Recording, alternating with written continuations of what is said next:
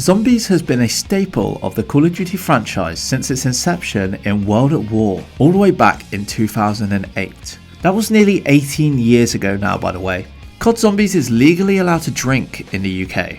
God, that makes me feel old. Now there are thousands of videos out there surrounding the mode, from Easter egg guides to lore videos, conspiracy theories to perk or one box spin challenges. You name it, it's probably there. But for such a rich filled history, I have never seen a creator take on the challenge of recording the history of what has happened around the mode and the community throughout the years, with the closest thing being COD Zom history on Twitter. That is, until now. Because in this video, I have compiled an extensive list of every event that occurred throughout 2025 in relation to zombies. From creator events to TV appearances, it is all here. Welcome to the History of COD Zombies 2025 edition.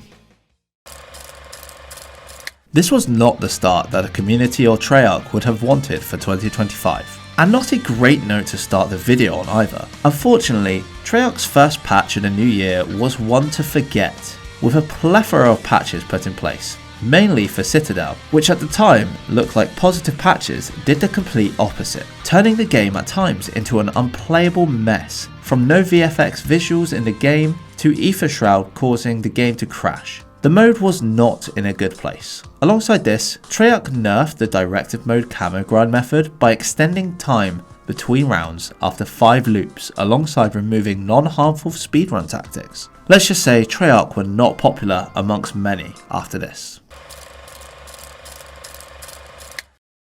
Now this was not something I expected to see this year. After the horrific start to the year for Treyarch with the game-breaking updates and unnecessary patches which caused large-scale backlash, Treyarch responded to the community. But this time, it wasn't just a patch note. We received a nice, detailed message regarding the issues from January 3rd, explaining their reasoning for taking time on bug fixes alongside reverting patches for terminus speedruns and directed mode camo grinding. This at the time was seen as a real good step to bridging that gap between Treyarch and the community, and I hope to see more of this not only for Black Ops 6 but also from Treyarch titles going forward.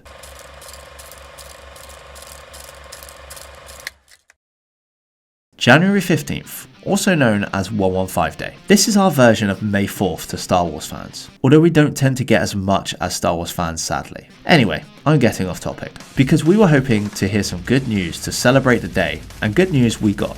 First, we were given quad double XP, which is always good. Any opportunity to earn extra gums is great. But we also got an inside look into where our weapon pack punch names come from, but more importantly the news that the Tomb would be releasing with Season 2. Considering Citadel Demore came out for Season 1 Reloaded, this was a big surprise to see so soon, also fueling the idea of a further 3 DLC maps. I sure can't wait to see the last 3 maps for Black Ops 6. Nothing could possibly go wrong, right? Now I know technically this is the awards for 2024, but it did get released 16 days into 2025, so I am counting it. But we got to see the COD Zombies Community Awards for the previous year, hosted by Nicole of Cringe. I'm not going to announce the winner for each category, but I will link the video below if you guys do want to watch it. Only 8 days after 115 Day, we managed to get further information on DLC 2 The Tomb, as a leaked video of the Tomb's trailer appeared on Twitter for us all to see. Now it was only a 4-second video, but we got plenty of info from this. We saw the return of the Ice Staff, alongside the return of both Doppelgasts and Amalgams. I'm going to let you guys guess what people were more excited for out of the 3.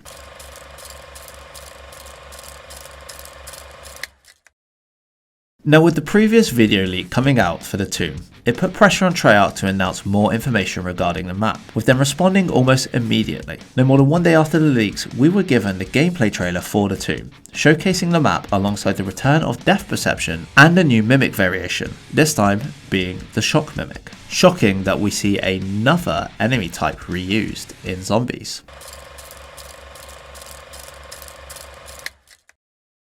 If I had a penny for every time I heard nothing compares to Black Ops 3 or zombies is garbage now, I'd be a very rich man. But unfortunately, I don't. And only being 2 or 3 months into Black Ops 6 Zombies, we saw the man himself, Tim Hansen, release a video declaring COD Zombies as a dead game, with him stating that the game no longer was hitting the way it used to. Now let's just say the video didn't go down well, with Tim eventually removing the video and later uploading a new one in relation to this titled Let's Be Honest About Black Ops 6, which has also now been taken down. Let's just say Tim is not a fan of the new CODs, and that's fine. Everyone has their preferences.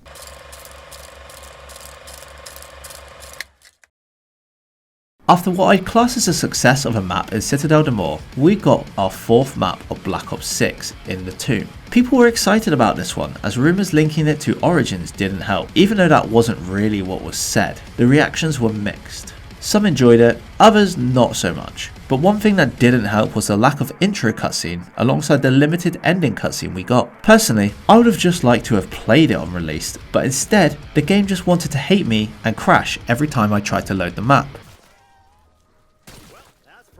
I give up. I give up.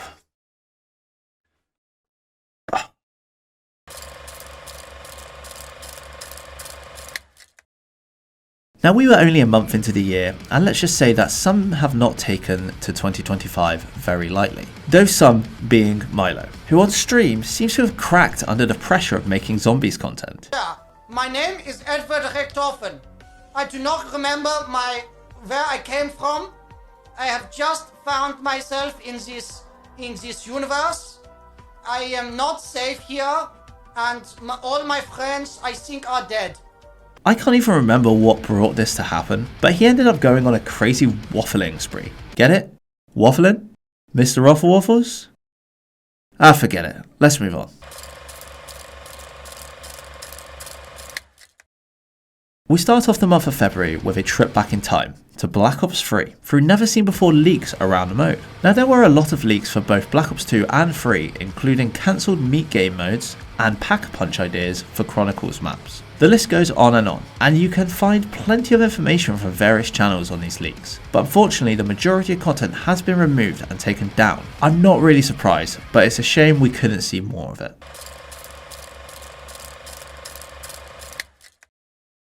No commentary gameplay videos are a popular genre on YouTube, racking up millions of views across the platform, with this being no different to the zombies community, with there being a variety of no commentary channels. One of these said channels is COD Gameplay, who churns out hundreds of these videos daily. Now I've got no issue with this type of content, but what I do have an issue with is this channel in specific, as thanks to FPS Psycho who spotted a fine detail within the gameplay. As you all may know, in World at War, when you join a game it displays your username in the top left hand corner of the screen. Now because of this, Psycho identified a familiar name, that being the Don. Now some of you may recognise the name, and if you don't, let's just say this guy is not welcome within the community due to being a spiteful piece of trash. So to see this guy hiding himself as a no commentary channel was a shame. The positive side of this story is that we can now ignore this cretin and avoid the channel at all costs.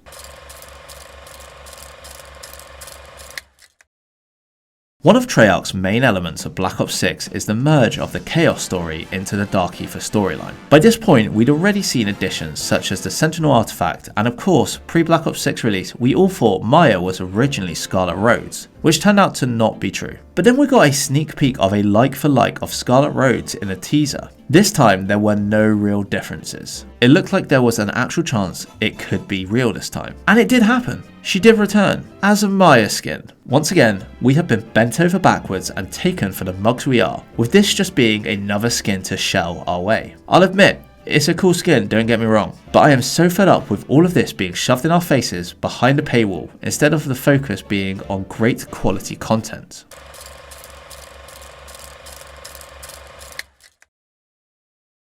With Season 2 Reloaded, we were being introduced into a brand new LTM for zombies, and we were also hyped, especially after the Squid Games LTM. Yeah. So what could be more zombies-esque to win us over? If you guessed a mode around Teenage Mutant Ninja Turtles, then you'd be correct, because we got Cowabunga cranked. Yes, the Teenage Mutant Ninja Turtles mode gave us the cranked mode where killing zombies increased the timer. Keep that timer ticking though, as if it hits 0, you lose. Now I personally didn't have much of an interest in this mode, as I didn't really deem the rewards for completing these very worthy. I mean, it was a calling card that was practically identical, like, are you for real? But it was mainly because I just felt so let down by the last event. But I heard some people enjoyed the challenge, and others found it to be a bit buggy. But let's be honest, all we really want are actual modes that aren't going to disappear after a couple of weeks.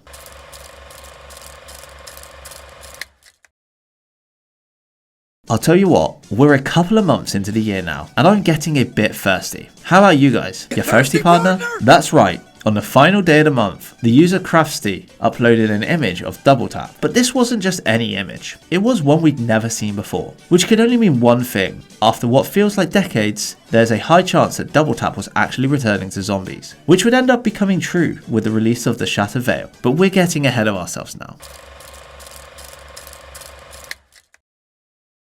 Now March this year kicked off with some drama within the community. I know, right? Drama? There's never drama within this community. I must be making this up. Well, surprisingly, I'm not. Now this drama started one day before with Mr. Rufflewaffles uploading a new video titled The 10 Stages of Every COD Zombies Player. Whilst Milo thought this may be a good video to release, I doubt he foresaw what was coming next. Move on a day and suddenly people started to realise they'd seen this thumbnail before. And not just that, but they'd also seen the video by a creator known as TT Zach. At least a very similar version anyway. This immediately led to backlash and accusations of copying and stealing content, labelling Milo as a content thief. In turn, this led to a very quick response from Milo with a 94-minute video the very next day titled "Please use some critical thinking." Now I won't bore you with every single detail, but he goes through the whole process of how the video came to fruition, from consulting with Vexian on content ideas and how similar videos had been made on Destiny prior to the original release. The process of script writing for it alongside the process for the thumbnail and the reasonings for their similarities. Overall, I don't think Milo's intentions were to copy the video, and Milo and TT Zach have been in contact since, with no malice between the two, with Zach specifically stating that there were no hard feelings. I think as a whole, we do need to take a breather here and there when it comes to situations like this, because the mob mentality from things like this are what gives us a bad name and a reputation. And I know for a fact that this community can be a good, warm, welcoming place when it wants to be.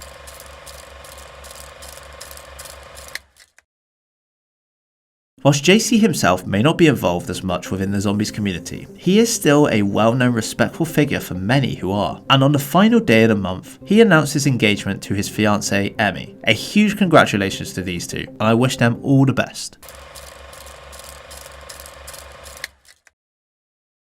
Competition within anything is always healthy to ensure that individuals and groups strive to be the best they can or become the best service available to consumers, helping with innovation, progression and focus on thriving. And for this reason, it was a shame to see that ZHQ, sadly after 5 months of operation, the site was shut down. This was due to a burnout of development and maintenance, causing the ZHQ team to lose interest in the game mode, leading to the inevitable shutdown of the site with immediate effect. Now if you want to reminisce, the ZHQ Discord server is still up with the odd message coming through here or there, but unfortunately the competition is once again limited.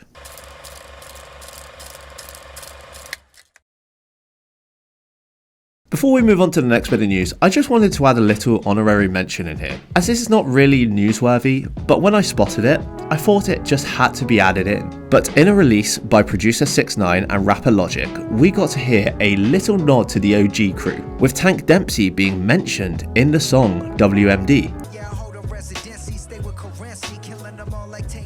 I love accidentally stumbling across little things like this, and that's why I wanted to add it in here.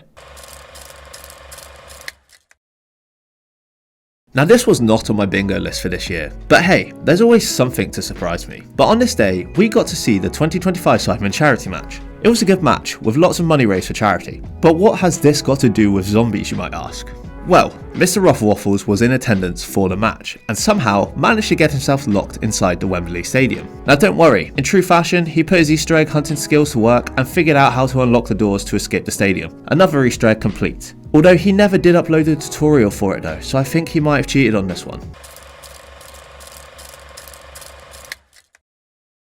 Now, we were 3 months into the year at this point and had already been blessed with 4 maps for Black Ops 6, so it was a surprise to many when we got an all-new teaser for another map. Now, this came in the form of a simple tweet from Treyarch with an image of a new map, the front of Richtofen's mansion, with the quote, "Personal log, Edward Richtofen recording." This was enough to hype everyone up, especially since we were getting another new map for Season 3, which at the time was really unexpected. And it looked really good as well, even though all we had was an image at this time.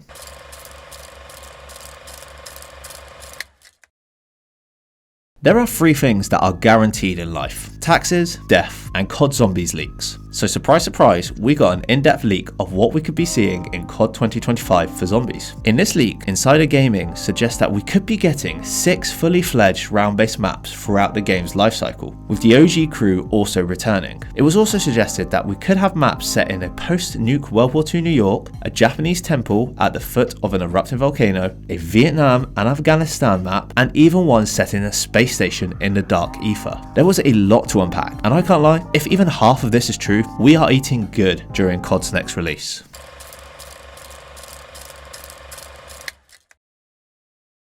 On the 17th of March, we got our first Jason Blundell interview in what feels like centuries. Talking on the Jeff Gerstmann show, we got a cool insight into the life of Blundell and the current ventures he's on. But more importantly, we got further insight into zombies, covering topics such as hidden Easter eggs that are still to be found, and that Black Ops 3 Zombies had more attention added to it due to campaign issues, leading to additional resources being available for zombies. I find it amazing that still to this day we are getting more and more detail regarding these old games, and it just shows the amount of depth and time that was put into these.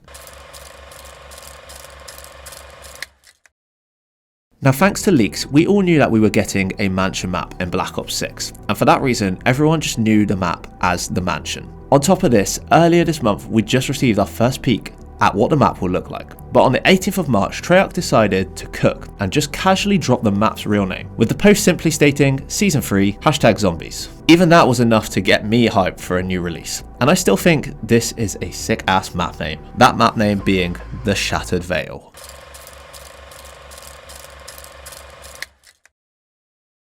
It happened. It finally happened. On the 27th of April, we received a gameplay trailer for the Shattered Veil, showcasing the map before release. Whilst this was nice to see, I am still a bit disappointed that we never received an intro trailer for the map, but what can you do about it? And let's be honest, I have a feeling that realistically, the Liberty Falls opening was actually meant for this map, but that's just me speculating.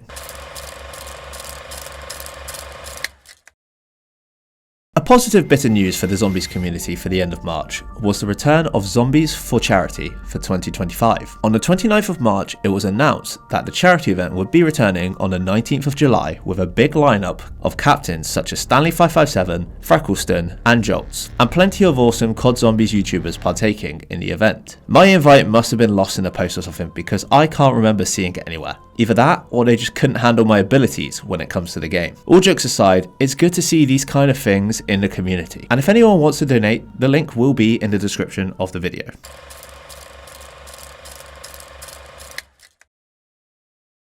The beginning of April was a good time for COD players all around, with Verdansk returning and more importantly, the Shattered Veil finally released. And I've got to say, this was such a good reaction to the map, with most people loving it. And as for myself, well, I decided to move house on the 2nd of April, and my internet provider f***ed me so hard that we didn't have an internet connection for 5 weeks. I had to sit there and watch everyone enjoy the map, and I could barely even load a TikTok video. Honestly, one of the most stressful months of the year for me. Okay, breathe, Kian, breathe. Let's move on, shall we?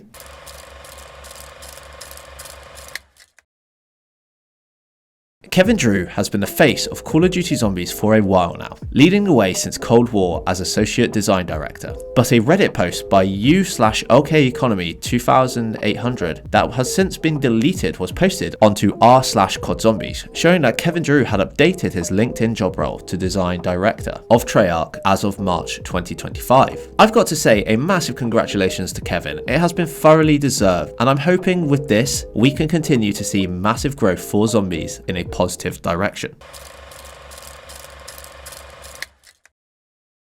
When it comes to Black Ops 6, there are a few different opinions on the best and worst maps on the game. Some would argue Terminus is the best, others the Shattered Veil. But what if I told you that on the 18th of April, Detonated released a poll conducted on map rankings for Black Ops 6 and Terminus was ranked 4th, with only 9%. This one unsurprisingly blew up, shocking people with the rankings.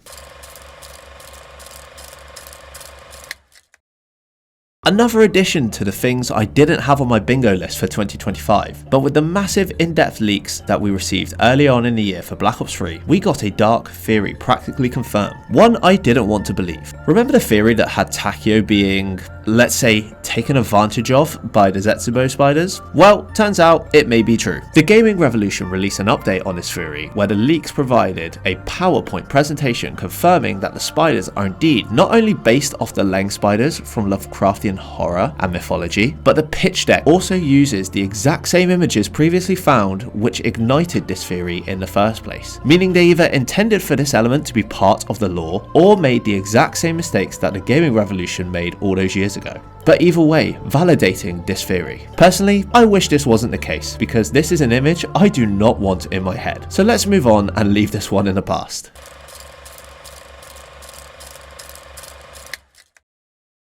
Now we all enjoy a good old holiday, especially where you could save £50 per person. That's £200 for a family of 4. Anyway, it's always important you make a checklist, so you don't forget any key items like sun cream, your swimming shorts, a monkey bomb. Wait, a monkey bomb? Yes, that's correct. On the 23rd of April, the TSA tweeted that they had identified the replica within a checked bag, reminding individuals that replicas are also not allowed, and unfortunately, the phone holder was taken away. How gutted would you be if you lost it?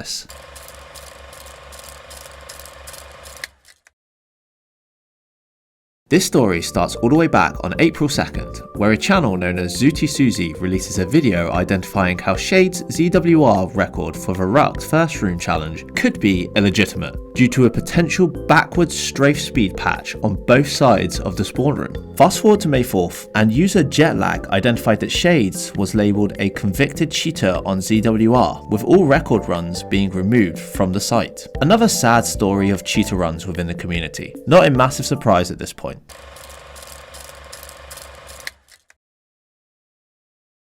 Now we've been asking for a good super Easter egg since the masterpiece that we got for finishing Infinite Warfare Zombies. So you could imagine the reactions that we saw when a rumour came out that the Super E had potentially been discussed during a recon call, where apparently the focus group agreed that unlocking universal pack-a-punch camos was a suitable reward. Now there was an update that suggested the focus group was not about the EE, but rather camos as a whole. But either way, I think it's a good start. But I've got to be honest, I didn't see many positive reactions online for this. Now we've had personalised messages in the patch notes updates for a little while now, and honestly, I've enjoyed this little extra addition. It just makes it feel a bit more personal. And I can't lie, when I saw that they'd nerfed the Free Fire Gobblegum, I was not expecting to be shamed by Treyarch for using this glitch. Now if you don't know what this was, you could basically combine the Free Fire Gobblegum along with the drill charge on an AR to wipe out boss enemies within seconds, making bosses super easy to defeat. But when they released this patch note, they stated, "This closes a nasty exploit that allows players to melt bosses way faster than intended. We don't want to shame anyone who took advantage while this was possible, but you know what you did." I can't lie, I felt like I was being shamed here. And I only ever used it on one boss.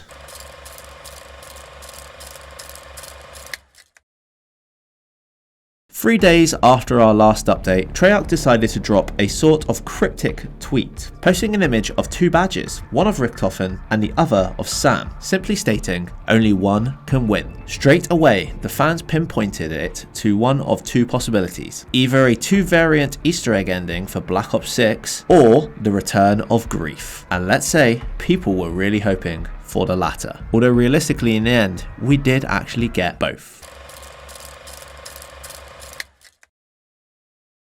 Only 4 days after the last teaser from Treyarch, the news everyone had been hoping for was finally released. Grief would be returning for the first time in over 10 years. This was a massive announcement for the community, with a lot of excitement for the return of the beloved mode, including from myself. Unfortunately for the community, the great news took a bit of a hit a week after the announcement of Grief, with the news breaking that there would be no private lobbies for the mode, meaning no matter what, you could only play with the 4 members in your party and not have your own game. Let's just say nobody was happy about this decision, and hopefully this does get changed going forward, because this whole online only thing for not just Grief but also for games in general now, in my opinion, whilst has its benefits, overall is very damaging to gaming as a whole.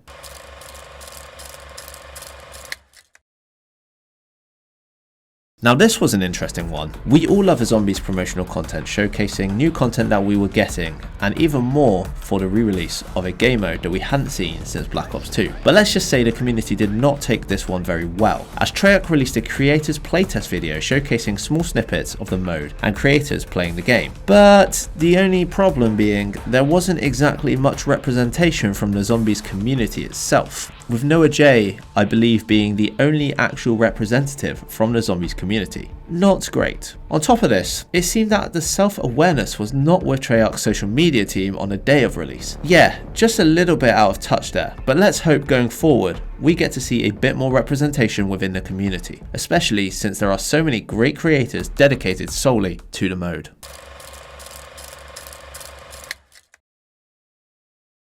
So the release of Grief, in my opinion, was a big part of Black Ops 6 Zombies, and personally, having played a fair bit on release, I really enjoyed it. But I'll tell you one person who wasn't enjoying it. Nero released his experience with the mode, and let's just say he's going to be seeing those Kali sticks in his nightmares from now on. Getting absolutely battered by the overpowered melee stuns racked up an impressive 1.2 million views for the video, with some people agreeing and others disagreeing on the situation. But what do you guys think? Were the Kali sticks too OP, or is it all part of what Grief is about? You know, Grief being the whole name and aim of the mode. And you could say that this was probably agreed to be worse, because eventually the Kali sticks did end up getting a bit of a nerf, with melee stuns being decreased. And I can imagine even until now is a contentious discussion around what Grief should be. Now, Black Ops 3 Zombies custom maps are a huge part of the Zombies community, bringing a whole new life to the mode and giving creators the chance to showcase their work. In relation to this, Noah J456 announced his latest custom map competition, this year for $20,000. This year's theme is set around rage maps, meaning there will be plenty of opportunity for creators to mess with and infuriate Noah during the competition.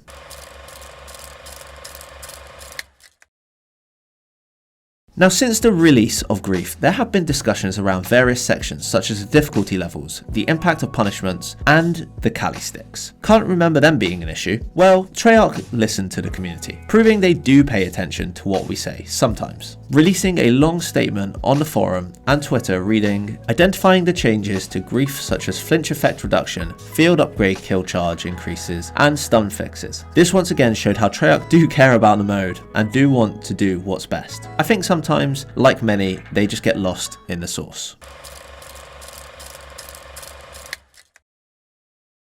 Now we love a creator doing good with their platform, and that's exactly what we got here. On the 6th of June, Codename Pizza went on a Zombies marathon, and not just any marathon. He completed a marathon on the treadmill whilst completing Zombies Easter eggs for Restart the Heart, a British charity focused with the aim to provide easy access defibrillators for communities. Pizza and his community raised over $8,000 for the charity, which is amazing. This is the kind of good that the community can bring, and I welcome more of it in the future.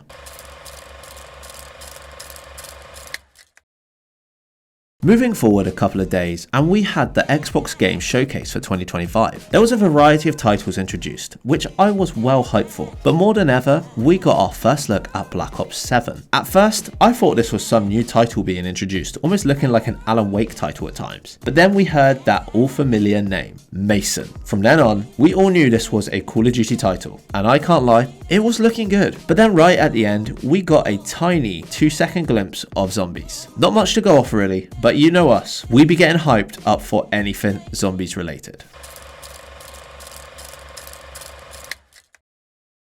Now we all love seeing people do good things for charity, especially within the community, so it was good to see another member of the community raising money for such causes. On the 13th of June, Nicola Cringe announced Z4TC, a charity stream raising funds for Trans Lifeline, a charity that aims to connect trans people to the community and provide support and resources. This would be done through a charity stream based around Black Ops 2 grief, with the main theme being Team M14 versus Team Olympia, with both teams only being able to use their given weapon.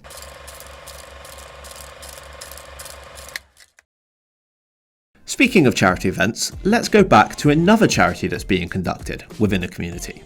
With Z4C getting closer to the event day, we got to see the captain's draft. Here, the captains got to compete for their draft pick order to select their team members. And with the draft completed, we got a first-hand look at the team members for this year's event. Now, I'm not going to list out each individual player, but as you can see, there are some good teams for this year's event, and I can't wait to see it.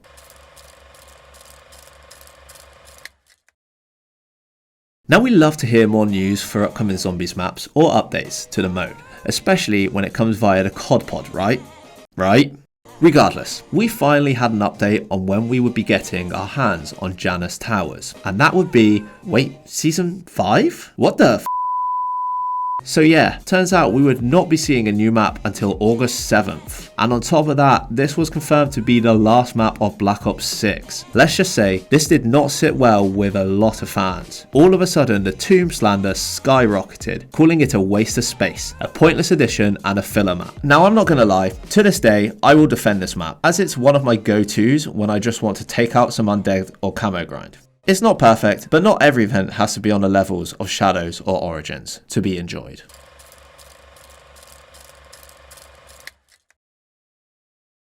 Hello there, fellow zombie slayers. My name is Trixie. Wait, no, this isn't my intro. Stanley557, that's who does it. Yes, the man himself. Solved the IRL Easter egg. Get a girl to say yes. On the 21st of June, Stanley announced his engagement to the world. A big congratulations to him and his fiancée. I wonder if he'll ever release the in-depth 10-hour marriage review.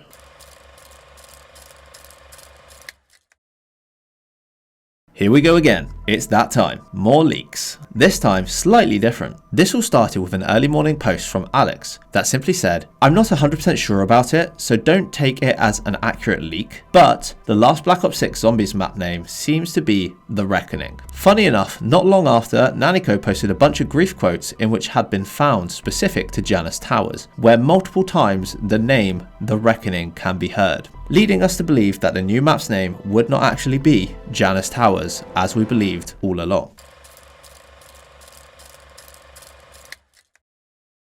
To end the month of June, we saw the charity stream for ZT4C. And of course, we got to see who the winners of Olympia vs M14 Gang Grief Tournament actually was. Now, I never had any doubt that the M14 Gang would rise up and win. And even better, the charity stream broke the donation goal in one day, reaching $1,316. A great achievement.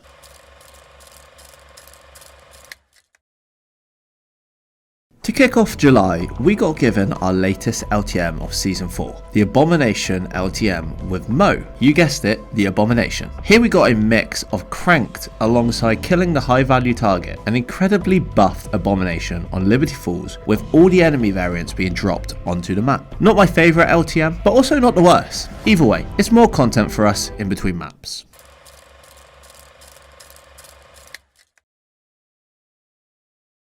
Unfortunately, we start the month of July with some sad news, as on July 3rd it was announced that actor Michael Madsen had passed away at age 67 due to heart disease. Whilst Madsen was renowned for his 40-year film career and films such as Kill Bill, Die Another Day and Reservoir Dogs, he had a special spot in the zombies community as the voice actor for Michael Finn O'Leary in Mob of the Dead. Rest in peace to one of the greats. May your spirit forever be free.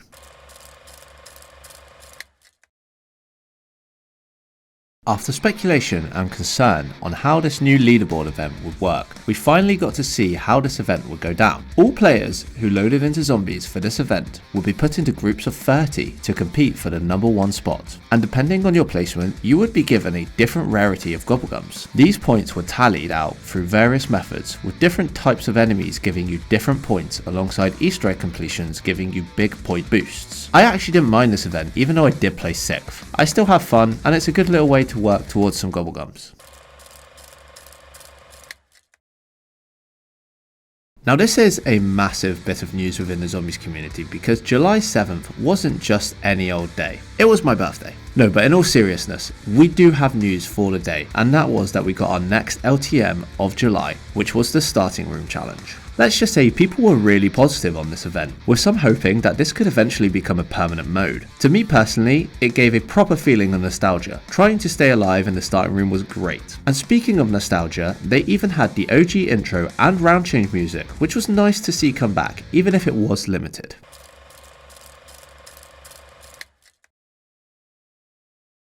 The day was finally here. We were finally ready for the Zombies for Charity livestream event, taking place between 6 teams of zombie slayers, all in the name of charity, specifically for the World Wildlife Fund. We got to see all teams compete in the 6 events, with the overall winners being the team We Griefing It. But let's be honest, the real winners are actually the WWF and the Zombies community, with the latter raising £6,172.50. for the charity. All I want to say is, even though this community can be criticised at times, it's moments like this that show how good the community can really be. Now before we go, I would like to welcome the owner of Zombies for Charity, Clarky SJ, to say a few words regarding the event.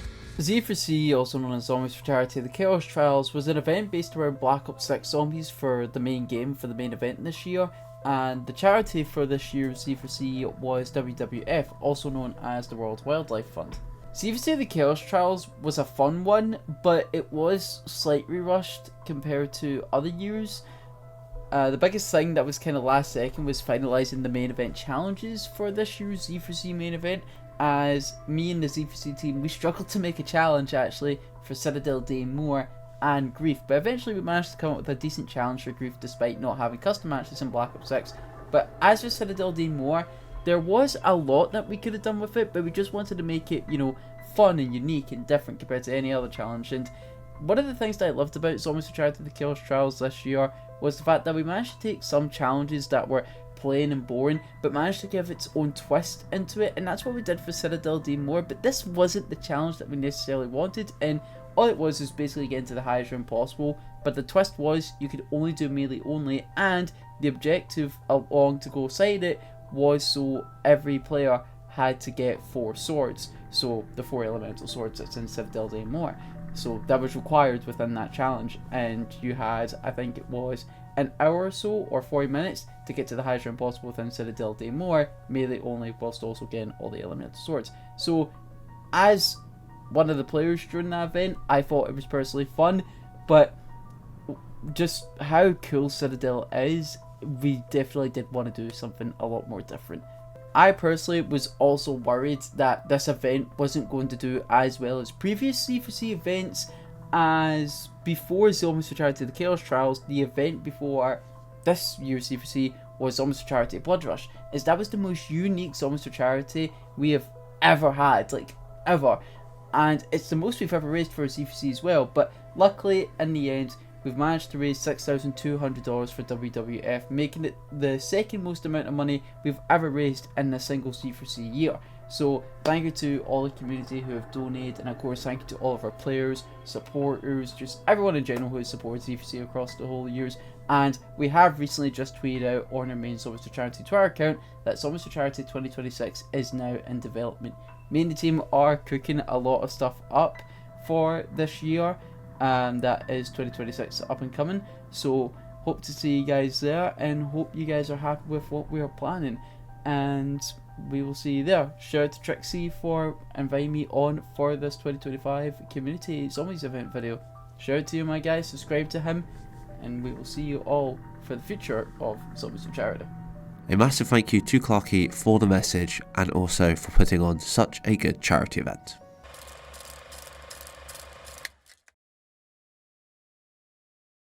With the great events of the Z4C stream now come and gone, we must move on to something not as fun, which was a new update from ex-technical and creative director and senior designer for Treyarch, Michael Anthony, surrounding the poor treatment of staffing within the community and the impacts on the zombies mode as well. Originally spotted by Each115 on Twitter was a LinkedIn post which details some strong opinions surrounding the work treatment that workers faced during Black Ops 4, with it being suggested that himself and many other employees were put through harsh crunch periods for the Ancient Evil DLC whilst also refusing to pay out agreed bonuses and creating overall hostile working environments. Now there was plenty more to be covered in the post, but I won't be covering this here as some of the comments I found to be diminishing towards others, and I'm not sure I could even show some of these on video. So if you do want the full post, I would advise going over and having a look for yourself. But in my opinion, we all know that crunch and hostile working environments are unfortunately common trends within the gaming industry, with there being various stories popping up every year around such issues, especially when it comes to layoffs as well. Personally, I believe that these types of issues need to be stamped out, especially when it comes to large-scale companies like Activision, who have more money than we could count. There is no reason for layoffs, crunch, or poor working environments in the name of keeping that profit line as high as possible. At some point, it's got to be more about the product and less about gaining the highest profit margins. After what feels like the longest break between map releases, even though we had worse in the likes of Cold War, we finally got some news regarding our last Black Ops 6 map. Treyarch decided it was finally time to give us a crumb, and I'm being literal here as we got a 9-second teaser for our new map. During this, we can hear Blanchard reporting in and what looks like the ether spilling out into the map and potentially showing off the verticality of the map, with zombies falling from height. Now we did receive other small video teasers in the coming week as well, so instead of me counting each one, I'll put it here as a collective. And we got a further look into the map such as the hanging robots and more importantly, a potential look at Mecha Klaus.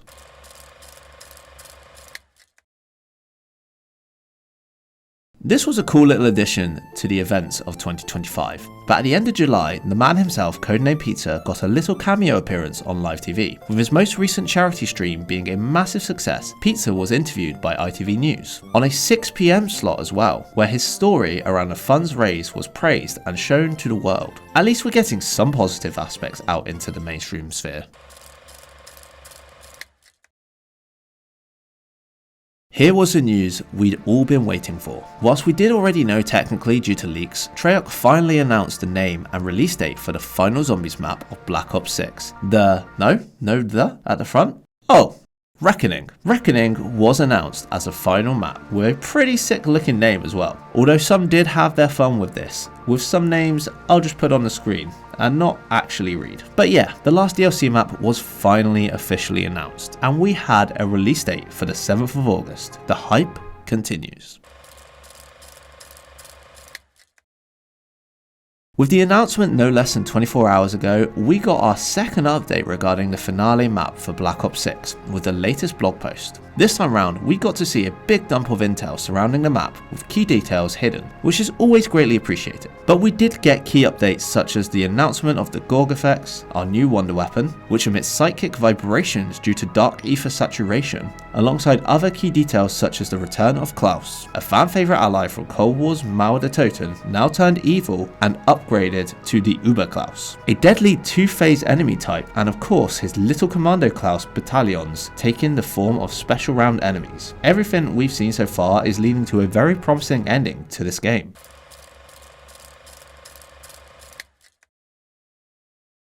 I'll tell you what, the end of July was a great time for us fans as we had 3 consecutive days of marketing and map info thrown at us, teasing more and more of what was to come. This time around, we got to see the new gameplay trailer for The Reckoning, giving us a good show of what's to come, including the likes of jump pads between towers, which I am so glad is not a portal, and even a very quick glimpse of what is potentially Richtofen's wife, or at the minimum a clone possibly? Sadly, still no map intro cutscene though. .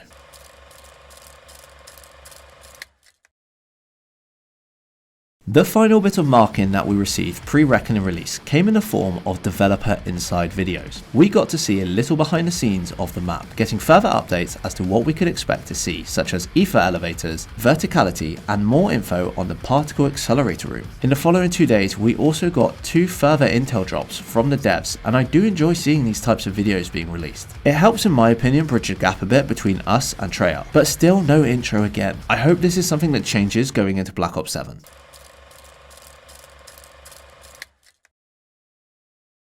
It was finally here. The release day for the Black Ops 6 Zombies finale, Reckoning, has finally been released, with there being a lot hanging on the shoulders of this map, being tasked with answering a host of different questions that have been laid down throughout the story. The map, like the last couple, lacked an intro cutscene once again. That's fine, we can deal with that, as long as we get an answer to Panos and Blanchard's art. Wait, what was that? We steal the life essence from either of them to upgrade a wonder weapon, and that's practically all we hear from them. Okay, it's not great considering the build up from Liberty Falls, but at least we're going to see a really good dialogue filled outro cutscene with the new old crew returning. Welcome to the party. Oh, come on! All jokes aside, this map was, in my opinion, a real good map. Yes, the story wasn't ideal in places, but there were also some really good elements, including the likes of a duel ending and boss fight, even if Richtofen isn't an actual one-shot demon with the Wonderwolf. Overall, whilst the Reckoning and Black Ops 6 as a whole did have its struggles, the maps were, for the most of it, pretty good. And if they can even improve on this by 20% in Black Ops 7, we are in for a real treat in my opinion.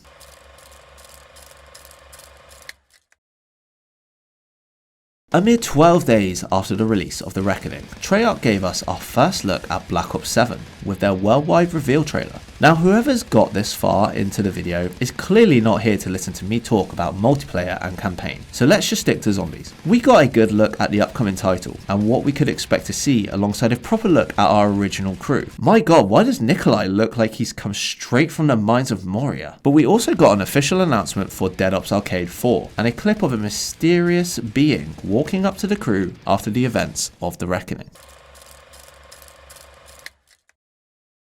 We were eating good in the month of August, as not long after the announcement of the worldwide reveal, we were given further information and footage of what to expect going into Black Ops 7. This time being informed that survival maps will be returning to the mode, with the first one being a Dark Ether variation of Farm from Transit, even getting a bit of footage alongside this.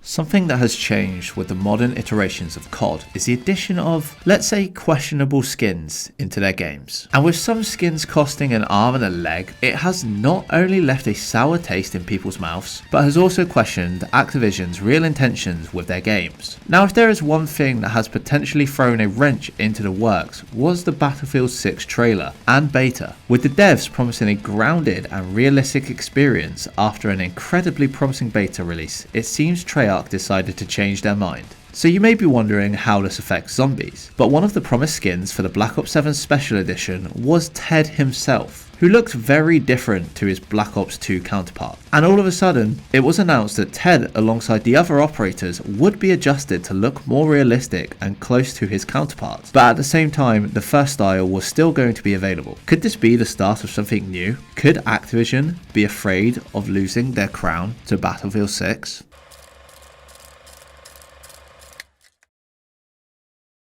If we cast our minds back to August 26th, when we were given a deeper dive into the release of Black Ops 7 on the COD pod, you may remember Stephanie Snowden insinuating that we would be getting a dedicated zombies reveal, being only a couple of weeks away. At the time, alongside this, fellow zombie YouTubers who had attended Treyarch recently would suggest that the week of September the 8th would be the week, being branded as the Zombies Week. That was until fans noticed on Monday the 8th, when no information had been revealed, that the COD pod episode had been edited, with that part of the conversation being clipped out. Now, if there's one thing Call of Duty should know by now, is that the Zombies community has spent years examining every detail of map and speck of information given to them. So for them to not expect the community to not notice and simply ignore it, they must be delusional. Let's just say people were not happy about this, suggesting Zombies Week had been cancelled, and even creators such as Milo blasting the decision. Although with this backlash we did end up getting a response from Treyarch ensuring that information would be coming the following week, with there being plenty to discuss. Personally, if they had just communicated this originally, suggesting there would be a delay, there would not have been an issue. But again, it was a simple unnecessary mishandling that could have easily been avoided with some simple clarity. I'd like to say they will learn from this going forward, but who knows.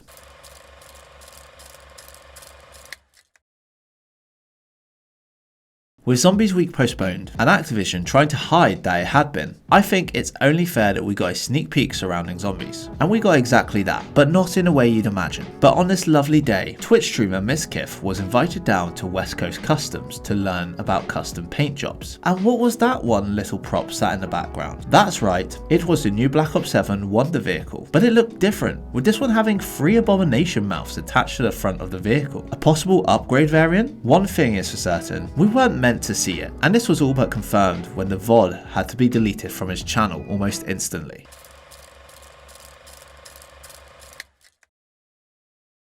After its controversial delay, Black Ops 7 Zombies Week has finally arrived. It was finally here, and we started off with a bang, this being a subtle teaser, a small 10-second clip of a compass that is unable to pinpoint any direction, attached with the caption, "Every direction leads to death." This, and the comments from the likes of Codename Pizza, who was earlier invited out to Treyarch suggesting that the transit-inspired map pulls inspiration from the Bermuda Triangle, an area renowned for navigation equipment failure, had people excited, especially with this hopefully being the first of many teasers.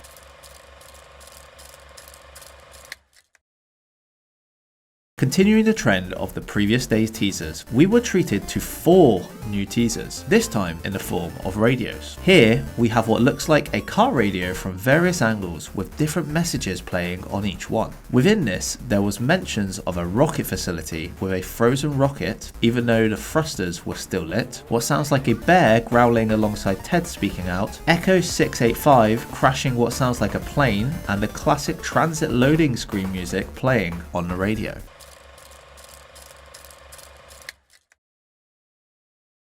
This week keeps on getting better and better, with the release of the all-new Ashes of the Damned trailer. Kicking off where we left off after the Reckoning, we are introduced to our new villain, who is literally on screen for no more than half a minute, and he's already taken all of the crew's souls, woken up the hordes of the undead and vanished before our eyes. This leaves our all-new crew of 8 to fend off the undead and escape Janus Towers in the most cinematic action-packed way possible, setting up our path forward within Black Ops 7 Zombies.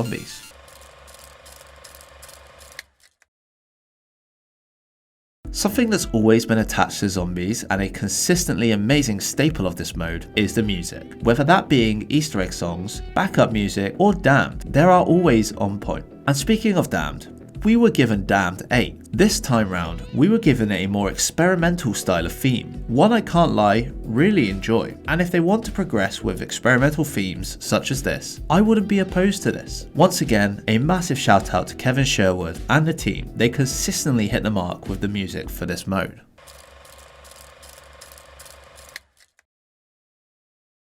We are getting to the closing stages of Zombies Week, but we are still getting drip-fed information about the new Black Ops 7 Zombies. This time round, we received 2 new images, both shots of a side view mirror, where we can see what we can only assume to be the new special enemies of our first Black Ops 7 Zombies map, those being a bear, or as I like to say, a zombear, and the other being a horde of monkey-looking creatures. But another important detail in this image is also the background outside of the side view mirror, with the sign of a building visible in the near distance that looks awfully similar to the original diner. But one of the most talked about instances from this tweet actually had nothing to do with the tweet itself, but instead what Treyarch had changed their profile picture to. All of a sudden, instead of their classic Treyarch logo, they have what looks like to be a new perk symbol, which contained a cup with smoke coming out of the top, similar to what we had in the 9 trailer for Black Ops 4. So we were all pretty intrigued to see what this perk would entail. Now of course we all knew that the OG crew were returning thanks to the ending cutscene of The Reckoning, but one thing we didn't know about this was the voice actors of the cast. Now of course we had Nolan North in Black Ops 6, but we haven't heard the likes of Fred Tatasciore or Steve Blum since the Black Ops 4 era. And of course Tom Kane, who had to retire in 2021, so there were questions. And those questions were answered as Treyarch announced their voice cast for the OG crew, with Fred, Nolan and Steve all returning to continue their roles in our storyline, and Takeo now being recasted, with Nelson Lee taking up the reins. Now one thing I do have to give Treyarch props for was that they did acknowledge the recasting with their heartfelt statement reading, "It's nearly impossible to put into words how immensely grateful we are for Tom Kane's performances as Takeo over the years, and we wish him and his family all the love in the world from everyone here at Treyarch." On top of this, they released a statement from Nelson himself which read, "I cannot begin to express my excitement and gratitude for being entrusted with the iconic role of Takeo. This character's incredible history within the Zombies universe was only made possible by the performances of the incomparable Tom Kane. The weight of Tom's legacy as Takeo is not lost upon me, and his work can never be replaced. All I can do is provide my humble take on this beloved character, and as a huge COD fan myself, I can't wait for you to play as this new version of Takeo in November." We all knew that Tom was not going to be able to return, which is saddening, but I am glad that they understand the impact that these characters have had on the community, and from what I can see, the community was very accepting of the news. And personally, I'm looking forward to seeing Nelson at work and wish him all the best in his new role.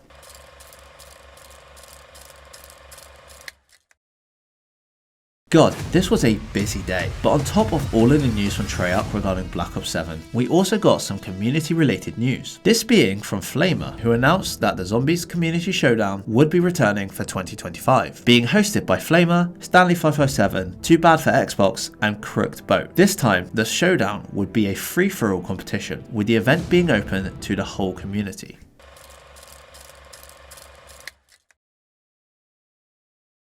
Such is the case with leaks from any game. You have to take them with a grain of salt, as you never know how true they may actually be. Although this time round, when the Ghost of Hope announced a potential new leak, the community went wild, with its tweet going viral, hitting over 1.3 million views within the first 24 hours. The exclusive leak suggests that Black Ops 7 would be launching with both a standard and a classic mode, also known as Curse mode. This so-called classic mode would have modern day features removed, such as the minimap, exfil and armor, alongside decreasing the perk limit back to 4, whilst also implementing a starting pistol only and a classic point system. Whilst at the time of the leak, we could obviously not tell how much validity this leak had. By the time this video is out, we will already be at least 2 months into Black Ops 7's release. So the question is, was this just a rumor, or will this actually happen?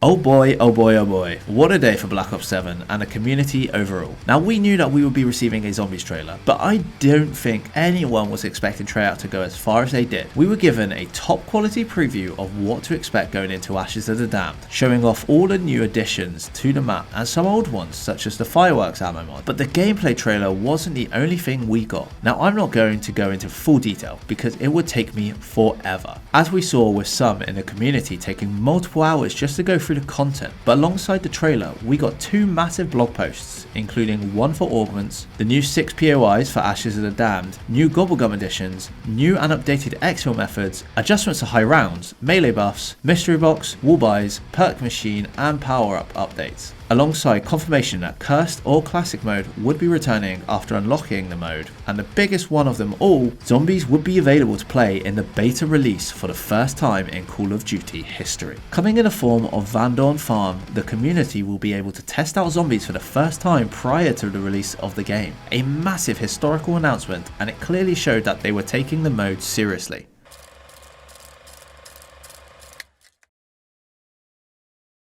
It's been an ongoing topic of conversation within the community and kind of a joke of sorts that Milo is blacklisted from COD events. And even though this might have been the case, for Black Ops 6 and an early game testing event for Black Ops 7, we did see Milo return to Treyarch. So realistically, the blacklist theory wasn't true. Well, the day before COD Next, Milo released a video to his channel around the event, also expanding on the fact that after criticism on the release of Black Ops 4, he was uninvited from an Ancient Evil event, and later told he was blacklisted. Have a meeting with Activision, and I'm told that I'm blacklisted. Now say what you want about Milo, but blacklisting a big creator for criticizing a game that had a horrendous launch and massive issues to me sounds salty more than anything. And love or hate him, you can't deny the passion this man has for the mode. And as like many of us, we just want to see the best for the mode. But to actually get confirmation that he had been blacklisted for all that time was interesting to find out.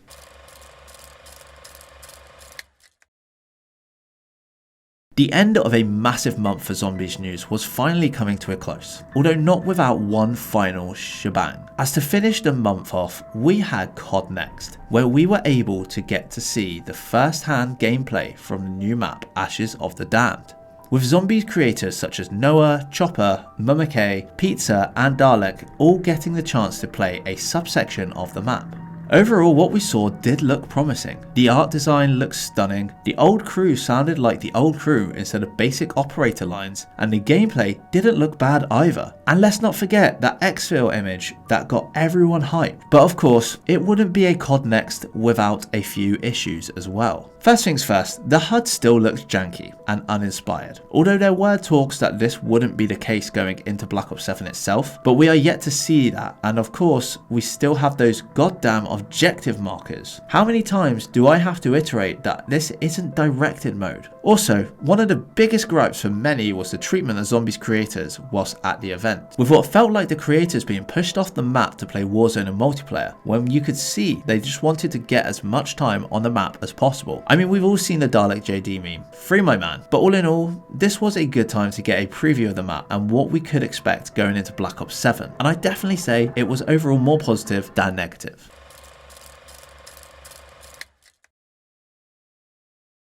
The day was here, history was finally being made, as for the first time in Zombies history, the mode was available to play in the game's beta. This gave us the opportunity to dive into Black Ops 7's Vandorm Farm, our first survival map of the game, and the first survival map we have seen in years. Now of course the mode was limited, as features such as augments, the original crew and Easter eggs had all been disabled for the beta, which I get, but also at the same time, it makes it so hard to provide accurate feedback, as the mode could obviously play very different when you add these in. Whilst the beta was a historic first, it of course still did have fans divided, some suggesting it was improving positively from Black Ops 6, and others still just wanting a return to old style zombies. What a shocker, a divided community. For my personal opinion, there were pros and cons to what I got to play. I liked what I saw and did enjoy it, but areas such as weapon damage and seeing a doppelgast appear on round 40 did kind of ruin my excitement, but overall I was still very much looking forward to what has to come. It's not very often that I'll sit down and listen to the COD pod. Unless there's a key chunk of zombies info, I'm usually not too interested. And normally I can get what's mentioned summarised in a few small clips here or there. But one podcast I was interested in was one that has the main man himself involved, that being Nolan North. We got to see the Doctor talk shop, discussing the various roles he's taken up, including the iconic roles in zombies such as Richtofen, Brutus and the Monkey Bombs. But what got my attention the most was when he discussed a fan interaction at a recent Comic-Con, where he was asked what his favourite zombies title was. And to mine and probably many others' surprise, he suggested that what was in store for Black Ops 7 was enough to convince him that this would be a top tier game. How true this will be, I'm not sure, but we will find out in due time.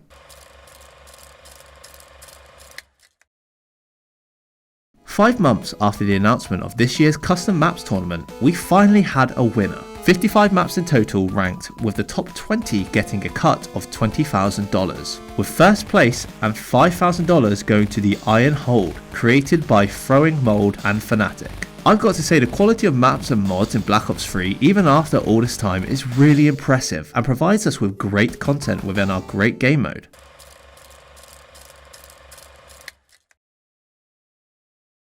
Season 6 of Black Ops 6 was finally upon us, and with the game finalised and the beta coming to a close, fans were ready to hear the news of a highly anticipated super Easter egg, because with just over a month till the release of Treyarch's new title, many believe this to be the last chance for it. So what did we get with Season 6? Well, not a super EE. Instead, we got a Haunted Havoc LTM, similar to the Cold War Halloween event we received, alongside Jacked Lanterns, Whimsical Gobblegums, and another leaderboard event. It was safe to say that there was an element of disappointment in the air. Where's the super Easter egg? Why is there such a lack of content? And if there is a super Easter egg to come, why is it being left so late, as the next opportunity won't be until Season 6 Reloaded, and by that point Black Ops 7 will be upon us. It wasn't looking promising, and whilst there was an element of content for us for Season 6, it just seemed so lackluster.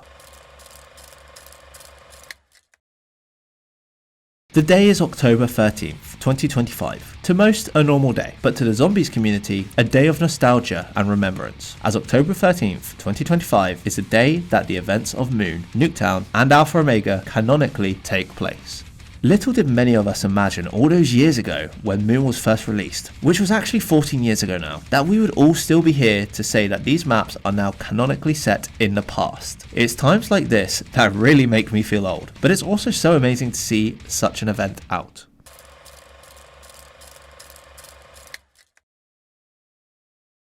Another day, another dev talk blessed upon us, with Treyarch this time around answering some of our burning questions post Black Ops 7 beta. There was a lot to discuss as always, and with the post being over 6 minutes long, we got feedback and information such as the limited return of Black Ops 6 special enemies, questions surrounding feedback from the beta such as weapons damage concerns and tweaks to the sword trap, confirmation that there will be unique zombies HUDs, and the reason for not yet seeing them was due to them not being finished, whilst also confirming that the X52 resonator was not intended to be a wonder weapon that was cut, and further information as to what we could expect from curse mode. It was a good addition to what we already knew, and whilst we didn't necessarily get every answer we wanted, it was still nice to have on the lead up to the release of this game.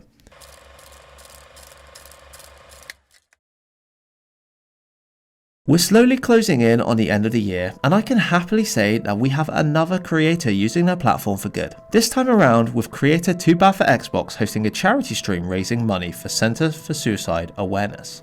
During the stream, we got to see Xbox play through all the Black Ops 6 Easter eggs with guest appearances joining throughout the stream to share their stories or thoughts around the topic. And come to the end of this, over $1,300 was raised for the cause. Another great event and historic moment for the community as always. So after Xbox's stream, I decided to catch up with him and asked him if he had any words to say about the event. And this is what Xbox wanted to say about his stream. So this charity event is something that hits hard for many people. Last year, I nearly took my own life, and out of impulse, I decided to do a charity stream literally within 5 days so no one would ever feel such a horrible feeling. I promised to do these streams yearly because this topic affects many people in many different times. One year could be the greatest, while the next could be the most depressing year you've ever experienced. And I want to make sure those who are having a bad year or going through suicidal thoughts know that they are not alone, especially here in the Zombies community.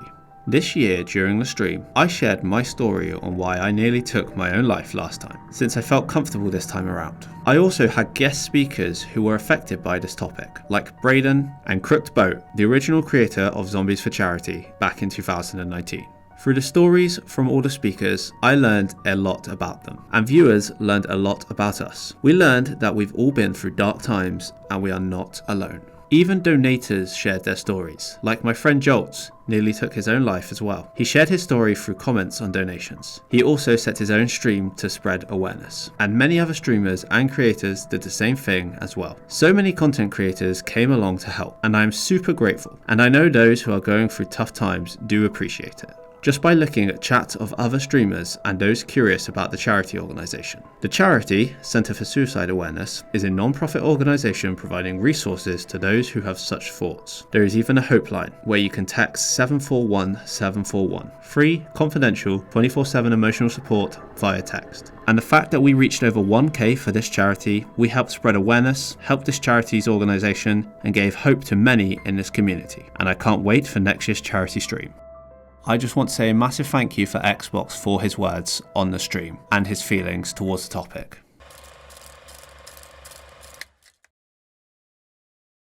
Lex is a well-known figure within the community for various reasons, with many having different opinions on him. One of those may be from his video commentaries of various other creators' videos, which is fine if done correctly by making the content transformative through opinions and adding value to pre-existing videos, whilst also ensuring credit is given where credit is due, shouting out the creators and providing links and promotion to their channels, which for the most he does through methods such as adding the creator into the description, although it seems this time he may have let it slip. As in a statement statement released by Hibbs, he noticed that his render of Ted had been taken and used in one of his recent videos, without permission or credit.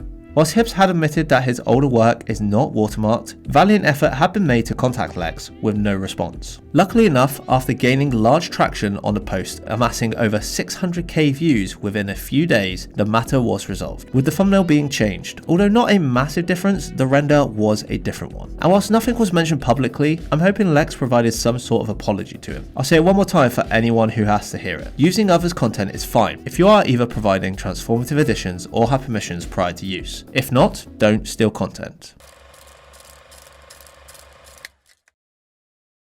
With art being the topic of the previous conversation, we have further artistic news, although this time, there are no theft accusations involved. A post from Twitter user Wario64, an Amazon associate which was found by Mr. Dalek himself, showed a pre-order for a new Zombies book titled Call of Duty Zombies: The Art of Treyarch. This book, written by James Asmus, explores the creation of Call of Duty's iconic Zombies mode, opening the mystery box to take readers through the storied history of Treyarch's undead survival experience that began as an Easter egg in 2008. This collection is suggested to cover all aspects of the fan favourite game mode that has revolutionised the franchise for more than 15 years, including stunning art and exclusive interviews from the development team. If you're a lover of the mode, this is definitely an investment that you'll want to look into, as I will also be looking to get this release. Although this does look promising, it didn't take long for fans to notice a big spelling mistake on the cover, leading to questions of potential AI use, or it could have just been a simple spelling mistake.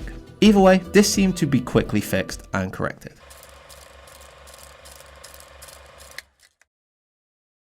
At this point in the year, we are just over 3 weeks away from the release of Black Ops 7, so it is to be expected that we will be seeing some more promotional content or information on the game. But I don't think anyone was expecting to see promotional content for Season 1 DLC. That's right, before the game is even out, we are getting updates for what to expect for our first DLC of the game, with a new map titled Astra Malorum, a Latin phrase that translates to Stars of Evil, meaning this could be the rumoured space station map previous leaks had discovered. Alongside this, we'd also be receiving 2 survival maps, those being Exit 115 and Zarya Cosmodrome. We haven't even had the game yet, and in my opinion, it's already looking like we're going to have a pretty buffed out experience for Black Ops 7.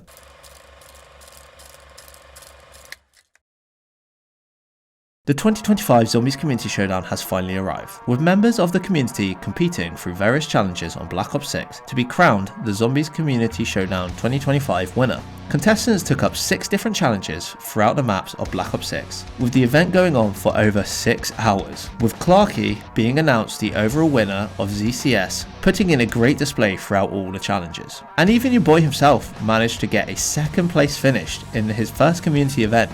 But on top of a great event, the community was also able to raise more money for Centre for Suicide Awareness, bringing the total funds up to over $1,600. And as a special guest, I would like to welcome on the host of Zombies Community Showdown 2025, which is none other than Flamer, to say a few words. Hey everyone, Flamer here, and I am the owner of Zombies Community Showdown. Well, of course, the new version of it. Before we had Brayden, who was, of course, one of the hosts this year. Thank you so much still for being there, Brandon. And I'm here to tell you a little bit about how it went and everything, and what the future plans are gonna be. So, it's very weird because I have to record this for a second time because I already did my spiel, but I had no audio. So it's just looking back and everything. But Zombies Community Showdown, for who does not know it, is a Zombies community event for the community, by the community. It is an event where everybody is allowed to join, and we're racing against each other to do Easter eggs, do high rounds, see who can gain the most points. And beforehand, there were always it was going to be like that the competitors were going to get a prize. And this year we also decided to add a little bit of a charity to it with regards to Xbox's charity. Next up coming is that we're gonna be going full on charity mode, and what is gonna be interesting about that is I've never done it honestly next to what I have been doing. Looking back at this event this year, this is the 2nd event. This was supposed to be the 3rd one, but the 2nd one got postponed last year because of some stuff that happened, so that's okay. Looking back at it, there were some technical issues because I had to have like 6 to 7 POVs on my screen, which was pretty annoying for my setup because it could not take it. So sadly had to lower it a bit and actually let Stanley host it. which I am very appreciative of Stanley for doing that. One thing that I'm gonna be looking forward to is more technical issues, that those get resolved in the future, because Zombies Community Showdown is returning this year. It was supposed to be returning January, February for Zombies Community Showdown Grief Royale, which was supposed to be Black Ops 6, Black Ops 2 and Black Ops 7 hopefully, because we were thinking Grief was gonna be coming forward with like carry forward and everything, but of course that got canned, so we're still looking into when we're gonna be doing it, and of course after the summer we're gonna be returning as well with the full-on Zombies Community Showdown 3, which is probably gonna be BO6 and BO7. It depends on how everything goes, or if BO7 just has enough maps that we can just do it with BO7. We shall see by then. Looking at it, is a great start for Zombies Community Showdown, how it's going and everything. And yeah, there's nothing really too much to say about it, because we're looking into charities, of course, that we're going to be working with. Because I don't just want to do like a donation goal, I want to work with the charity, I want to make it personalized a little bit and have contact with them. And also see what we can do as a community to help out. And yeah, that's just in the beginning phases, let's just say it like that right now. I do have to say that this year's event was very fun to watch. It was very energetic. Even though we had less people than we were supposed to be, because we had some people that cancelled out, which is okay, can happen anytime. Still had fun. Clarky, of course, won it because the final challenge he had enough to just do it. But for third and second place, that was just a battle to see who was gonna take the points, and it was very entertaining to watch and to actually commentate overall that, and I love that. So yeah, thank you so much also for the players who played this year. I think that is all I can really say about it. I wish I could say more, but that's all, and I just want to say that it's a privilege to be hosting these kind of events with as small a channel as I am, and it's also very cool to see how many people I've met through the Zombies Community Showdown, and it's just gonna keep on evolving, and hopefully it's gonna get better. And by the time that you guys will see this, probably it's gonna be maybe like Christmas or New Year, so I just want to say Happy New Year's, Happy Christmas, Merry Christmas, and have a good New Year's resolution. So yeah, thank you guys so much for watching, and this is Flamer, signing off.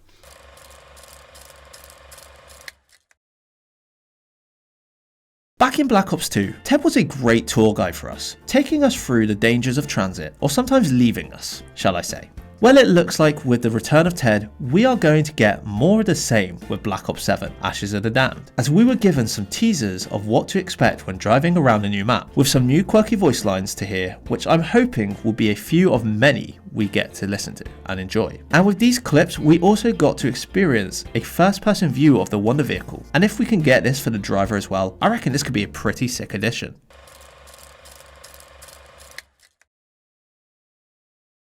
For a long time now, one thing that a lot of the community has been begging Treyarch to improve upon is the HUD for zombies, with the uniqueness being near to zero, as it's nearly a like for like with its multiplayer counterpart. And with this being such a contentious topic, Treyarch finally gave us a glimpse of what we could expect going into Black Ops 7.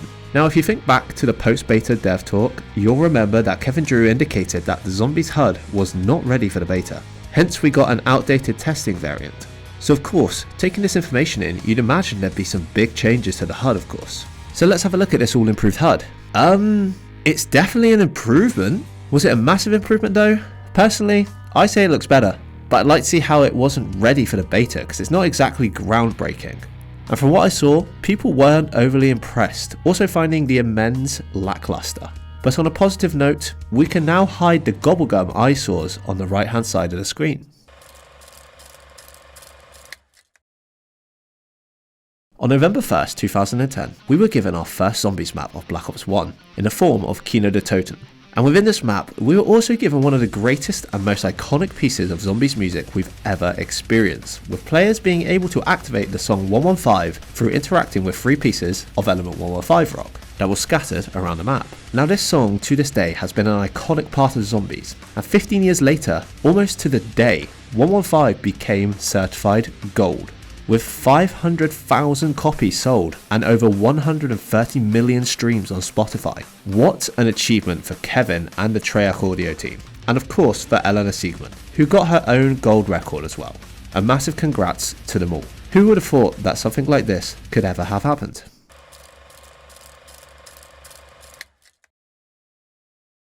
It's always good to be as prepared as possible for new releases of Zombies content, especially for a new title where there are new elements to master.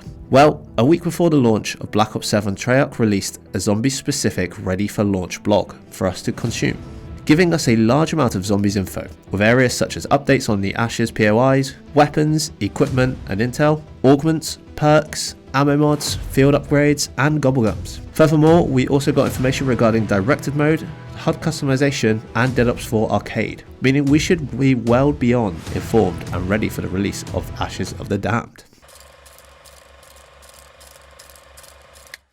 Unfortunately, the end of the year has not been the best for some, as just before Black Ops 7's release, Milo posted an update regarding his current struggles with tinnitus, a condition in which individuals can hear ringing or buzzing sounds in their ears. Whilst most cases of tinnitus don't normally last for long periods of time, Milo has been struggling with a constant array of ringing for long periods, causing pain and overall health issues. I hope that this does not continue for too much longer for Milo, and I wish him all the best with his recovery. The release of Black Ops 7 is finally here. That is, if you hadn't taken a little one-day holiday to New Zealand on the 13th. But with Black Ops 7 now here for all, we could get a real look at what we were in for with Ashes of the Damned. And oh my days, Treyarch opened this game with an absolute banger of a map. Not only did we get a great map, but we also got, I believe, the longest Easter egg hunt of the modern Zombies era, and a boss fight that, let's just say, was insanely mental. Although as always, there was some controversy with the egg hunt, with Milo technically being the world's first to complete Ashes, but with the help of a God mode bug. Credit to him, he did disregard his run, but many still believe that he could have restarted his game earlier on. Apart from this, the release was overall a strong start to the game, and hopefully this streak continues throughout Black Ops 7. This was not something I expected to see on my For You page, but for some reason the official Specsavers TikTok account is making content involving COD zombies, giving us lore surrounding the various zombie eye colours and their meanings. What an absolutely bizarre situation. Did they forget they're a glasses company? Maybe these guys should have gone to Specsavers. Black Ops 7 has been out for 3 days. Most people are still to beat the Ashes of the Damned Easter egg, let alone get started on curse mode. And for that reason, I don't think anyone was expecting to see teasers popping up on Twitter regarding DLC 1 Astra Malorum. Either way, it was good to see a few images being released throughout the week by Treyarch, giving us some small hints as to what we should expect. A week after the release of Ashes, we got a post-launch dev talk from Treyarch. Now we're going to skip past all the campaign and multiplayer stuff and get straight to the good stuff with zombies, in which we got updates regarding the Ashes boss fight being nerfed, fixes to the equivalent exchange augment, updates regarding relics and curse mode, and even the possibility of adding curse to survival mode. Although this was more of a we'll look into it and not a we will be adding this, which is fine because if it doesn't add value, then I can't blame them for not adding it.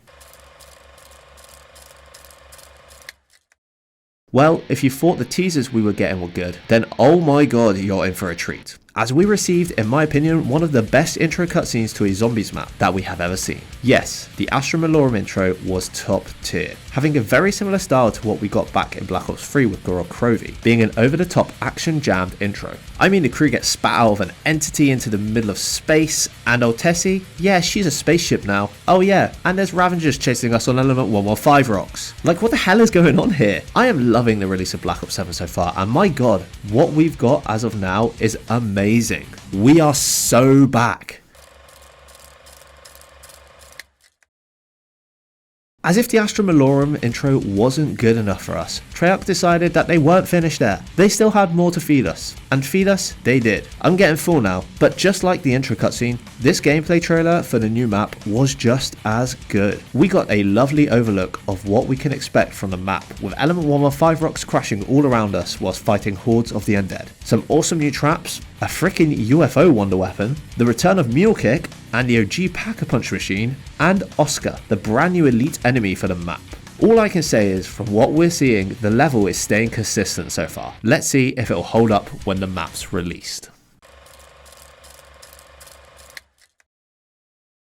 So there's been some talk around the maps to be released in this year's title. Whilst originally it was suggested we had maps relating to space, Afghanistan, Vietnam, German-run New York, and a Japanese temple, it was now suggested that one of these would be sacrificed for a remake of a previous map. Up until now, that was all we'd heard, but now we have been given further updates from this by the Ghost of Hope, who has heard from multiple trusted sources that the remake map would be none other than Black Ops 4 Alpha Omega. Alongside this, there was also a suggestion that Nuketown itself would be made into a separate survival map, which if true, would make sense, especially with Nuketown zombies originating in the year 2025. Now whilst I'd be happy to see a map that didn't live up to its potential get a second chance, there were many who were not happy with the leak.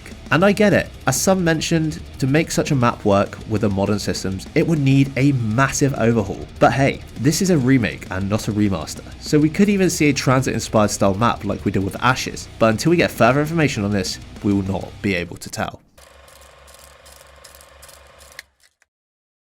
On the first day of Christmas, my true love gave to me romance in COD Zombies. Yes, in a bizarre turn of events, we got some more leaks on the first day of the month. This time, slightly different than we'd seen before. Because why on earth am I logging onto Twitter to see that Maya and Dempsey could potentially become romantically entangled within Black Ops 7 Zombies storyline? Honestly, I've not got a problem with romances in video games. I mean, one of my favourite games of all time is Mass Effect, and that game is like 80% romance. But it seems very odd to hear such a thing about COD Zombies. But hey, if the story's good, it's good. I've got no issues with it. Oh yeah, there was also a mention of the observatory from Astra originally being from Liberty Falls as well, and that the boss fight for Astra would be epic and large in scale. But let's be honest, most of us were more interested in the Dempsey and Maya story. DLC 1 for Black Ops 7 is already here. After one of the shortest gaps between map releases, we got to dive into the anticipated Astra Malorum. And can I just say, this map is visually stunning. The new map proved to be a hit, from its beautiful atmosphere to its unique new enemy, Oscar, a new variant of the George Romero style enemy we once got in Call of the Dead. Furthermore, we have to talk about how we ended up on Mars, fighting the map's boss, in what can only be described as a Shang-esque temple. Hell, at this point, it could even be that. Another solid addition to the mode, and so far, I have not been disappointed with the direction that we are going in with Black Ops 7.